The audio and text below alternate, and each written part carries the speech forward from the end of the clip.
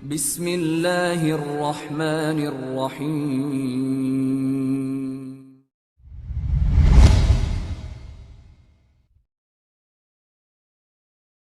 Di sini makna juga ana inda dhanni abdi bi, saya selalu dengan prasangkaan hambaku.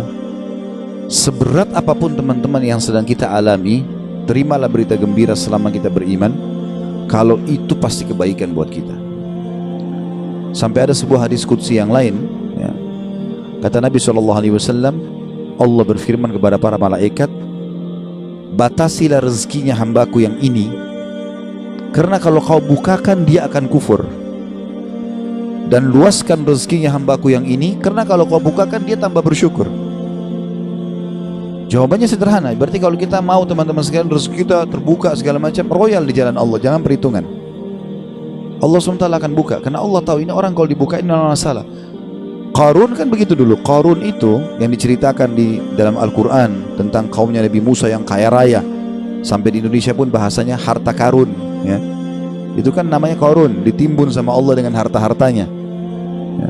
Walaupun ahli sejarah berselisih pendapat di mana tempatnya. Ada yang mengatakan di laut di Turki, ada yang mengatakan di Jordan, negeri Syam, dan sampai ala kulli hal dia ditenggelamkan oleh Allah SWT sampai semua harta tertimbun dikatakan harta karun, ya.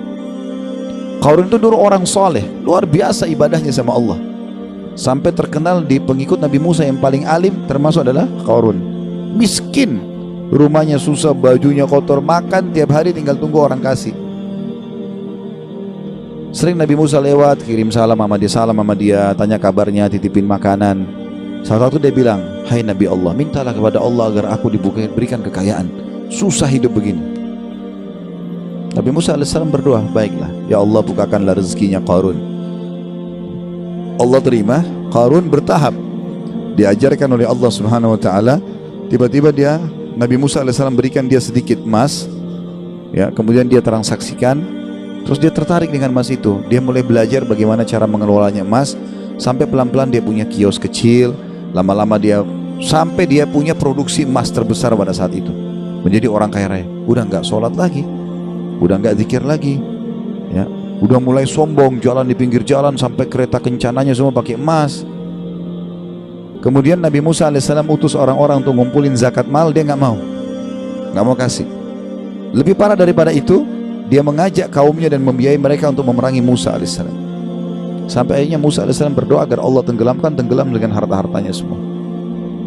Jadi subhanallah, Allah itu memberikan dan Allah mengenahan, itu Allah tahu tentang kita. Ya ibaratnya seperti misalnya anak kita tidak bahasakan Allah punya anak, ta'ala Allah, ya.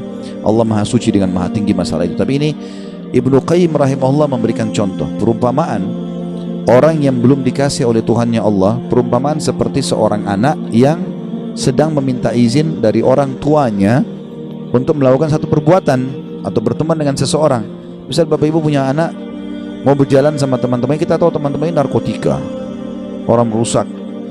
Padahal anak ini tidak ngerti, dia bilang ibu ayah izinkan saya. Kira-kira bapak ibu mau izinkan?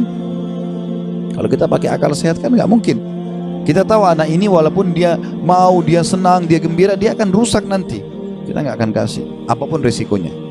Ibnu Qayyim rahimahullah berikan perumpamaan seperti itu. Ada orang merengek-rengek sama Allah, Allah belum kasih. Allah lebih tahu, gitu kan? Ini hambaku ini kalau saya kasih, dia masalah nanti. Ada orang begitu subhanallah. Mungkin contoh kasus, ada orang anaknya meninggal masih kecil. Baik, mungkin dia merasa sedih. Tapi subhanallah bisa saja mungkin anak itu kalau besar buat masalah buat dia. Kita nggak tahu. Walaupun menurut kita mungkin tidak. Kan itu terjadi di kisahnya Nabi Khidir, ya kan? Dalam surah Al-Kahfi disebutkan, waktu Nabi Musa AS jalan sama dia, ada anak kecil jalan langsung dibunuh oleh Nabi Khidir. Nabi Musa bilang, kenapa kau bunuh anak kecil? Gak ada dosanya nih. Kata Nabi Khidir, kan saya sudah bilang, syaratnya kau belajar sama saya, jangan tanya sampai saya jelasin. Tapi yang jelas Nabi Musa bertanya waktu itu, ringkas cerita, nanti akhirnya Nabi Khidir ceritain, gitu kan. Nabi dia bilang, anak itu sudah ada berita dari Allah. Kalau anak ini kalau besar dia akan durhaka sama orang tuanya, sementara orang tuanya ini adalah orang saleh, orang baik. Si ayah sama ibu ini orang baik, maka Allah menyuruh aku membunuhnya. Aku pertama utusan Allah, kalau aku bunuh aku tidak berdosa, ya. Itu anak ini meninggal belum balik, berarti dia juga masuk surga. Orang tuanya digantikan oleh Allah anak yang soleh, hamil lagi ibunya setelah itu, kemudian melahirkan anak yang soleh. Kita tidak tahu rahasia Allah, maka berprasangka dengan Allah baik ini penting. Apapun sifatnya teman-teman, apapun sifatnya. Saya ketemu dengan seorang pengusaha di Surabaya, habis tabligh akbar tuh hari. Datang kepada saya, Ustaz, di antara teman-teman saya orang yang bisa dikatakan di antara mereka kelasnya yang paling alim lah saya. Artinya di antara ibadah segala macam, teman saya masih ada yang lalai sholat. Saya alhamdulillah azan ke masjid, urus ibadah lah gitu kan. Masuk ke satu proyek, semua dapat kecuali saya, Ustaz. Bagaimana memahami? Hati saya masih pegal nih gitu. Saya jawab, itu belum rezeki antum. Dan bisa bahaya, mungkin saya kalau antum masuk malah jadi masalah. Bersangka baik sama Allah. Sudah, orang mukmin itu seperti kalau jalan ke satu tempat, antum lagi jalan ke dalam gang, ketemu sebuah jalan yang buntu. Apa yang harus dilakukan? Enggak usah mikirin kenapa ini buntu. Belok kiri atau kanan, cari jalan keluar, itu solusinya. Kan gitu. Kalau mentok selesai, langsung cari jalan keluar gitu ya.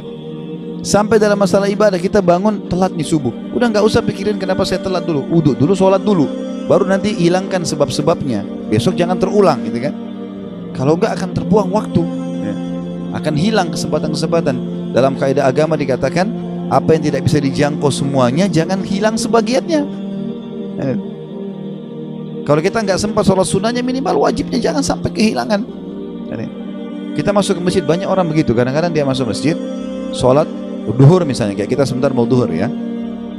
Dia sholat misalnya, dia masuk masjid, dia lihat imam ini sudah bangun dari ruku, sami Allahu liman hamidah. Nunggu kenapa? Dia mau tahu ini rakaat terakhir atau bukan. Kalau rakaat terakhir sudah ditunggu aja sampai salam, baru dia sholat sendiri. Keliru ini akhi. Tetap lebih utama sholat pertama. Kata para ulama, walaupun tahiyat terakhir di jamaah pertama lebih afdal daripada jamaah kedua, walaupun dia di saf pertama. Walaupun itu sudah terakhir, takbir duduk tahiyat sama mereka. Berapa banyak orang yang tidak paham masalah ini, yang tidak bisa didapat semuanya, jangan kehilangan sebagiannya. Itu kaidah. Harusnya begitu. Apa saja teman-teman sekalian, subhanallah, saya pernah punya teman orang Senegal dari Afrika dulu waktu masih di Madinah. Teman saya di sebelah duduk di sebelah saya. Dia mungkin telat masuk kuliah 3 bulan gara-gara pengurusan visanya berangkat gitu. Tapi subhanallah cum laude anak itu. Dia datang duduk di sebelah saya. Mulai masuk hari itu, saya kan nulis juga apa yang dosen bilang. Saya ikutin apa yang dosen bilang, saya tulisin. Anak ini begitu masuk sudah 3 bulan, udah banyak lembaran pelajaran yang ketinggalan. Mungkin ada 40-50 lembar tulisan yang sudah ketinggalan. Tapi dia mulai hari itu teman-teman sekalian, dia langsung tulis. Mulai masuk hari pertama, dosen pertama, dan sampai masa ujian terus saja dia nulis. Saya sempat tanya dia waktu dia mulai nulis, akhi, bagaimana ente nulis, kan ada yang ketinggalan? Dia bilang nggak apa-apa, saya tulis sekarang, nanti itu nyusul. Sekarang ini dulu saya tulis. Dan betul, ternyata setelah mendekat ujian, yang dia tulis berisi kurang lebih 70%, yang tertinggal 30%. 30% itu disusul sama dia, diambil tulisan teman-teman yang sudah ada baru disusulin.